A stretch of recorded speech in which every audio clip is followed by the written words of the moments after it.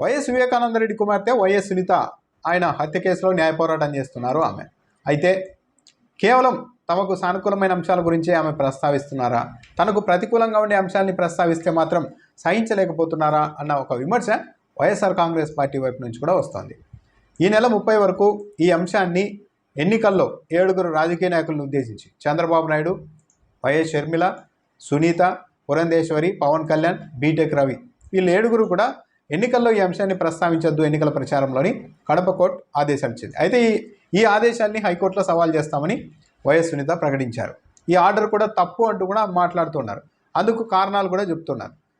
ఛార్జ్షీట్లో ఉన్న అంశాన్ని మాత్రమే మేము మాట్లాడుతున్నాం, పైగా సుప్రీంకోర్టు చెప్పింది, ఎన్నికల కమిషన్ చెప్పింది, ప్రతి అభ్యర్థి తన పైన ఉన్న కేసుల వివరాలని ఛార్జ్షీట్లో అఫిడవిట్లో చెప్పాలి అని వెల్లడించింది, ఆదేశాలు ఉన్నాయి.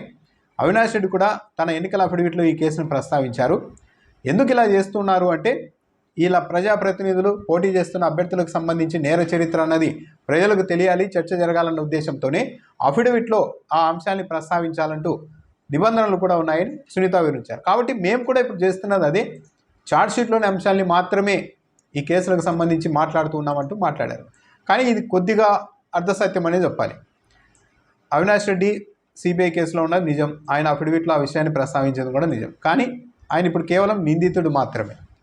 కానీ వైఎస్ సునీత, షర్మిల ఇద్దరు అవినాష్ రెడ్డి ఏకంగా హంతకుడు అంటూ ప్రచారం చేస్తూ ఉన్నారు. ఇంటింటికి తిరిగి ఊరూరు తిరిగి మరీ ఇద్దరు ప్రచారం చేస్తున్నారు.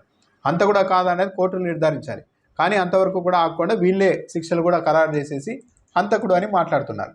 సిబిఐ ఛార్జ్షీట్లో ఎక్కడ కూడా అవినాష్ రెడ్డిని జగన్మోహన్ రెడ్డి వెనుకేసుకొస్తున్నారు, కాపాడుతున్నారని ఎక్కడా చెప్పలేదు. కానీ వీళ్ళు అవినాష్ రెడ్డిని జగన్మోహన్ రెడ్డి కాపాడుతున్నారు కాబట్టి జగన్మోహన్ రెడ్డిని వైఎస్ఆర్ కాంగ్రెస్ పార్టీని కూడా ఓడించాలి అని మాట్లాడుతున్నారు. వైసీపీ మొత్తం రక్తపు మడుగులో కూరుకుపోయిందని కూడా మాట్లాడుతున్నారు వీళ్ళు. అంటే ఒక పార్టీని మొత్తం వీలైతే నేలమట్టం చేయాలన్న ఉద్దేశంతో షర్మిల, సునీత ప్రయత్నిస్తున్నారు. ఈ నేపథ్యంలో అటువైపు నుంచి కూడా తప్పనిసరిగా దీన్ని అడ్డుకునేందుకు ప్రయత్నాలు ఉంటాయి. కానీ అలా ప్రయత్నం చేయకూడదని మాట్లాడుతున్నారు. అవినాష్ రెడ్డి నిందితుడు అనే వరకు మాత్రమే పరిమితమై ఉంటే మరోలా ఉండేదేమో, కానీ హంతకుడు అని మాట్లాడుతున్నారు. దానికి తోడు వైఎస్ సునీత కేవలం తనకు నచ్చిన అంశాలనే మాట్లాడుతున్నారా, ఆమెకు ప్రతికూలంగా ఉన్న అంశాలని అవతల వాళ్ళు ప్రస్తావించడం మాత్రం ఓడ్చుకోలేకపోతున్నారా అన్న అభిప్రాయం కూడా కలుగుతుంది.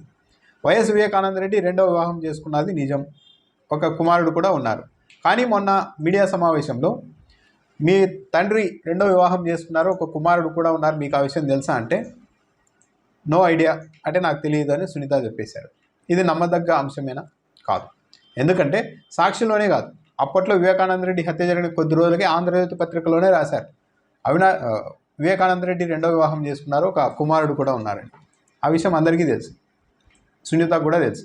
కానీ ఆ విషయాన్ని, ఆ నిజాన్ని మాత్రం ఆమె అంగీకరించడం లేదు. పైగా మొన్న వివేకానందరెడ్డి తన 2వ భార్య కుమారుడితో సరదాగా ఉన్న ఒక వీడియో బయటకు వస్తే దానిపైన కూడా అభ్యంతరం వ్యక్తం చేశారు. వివేకానందరెడ్డి పరువు తీయడానికి వీళ్ళు ప్రయత్నిస్తున్నారు, అందుకే ఆ వీడియోని బయటకు వదులుతున్నారు, ప్రచారం చేస్తున్నారు అని.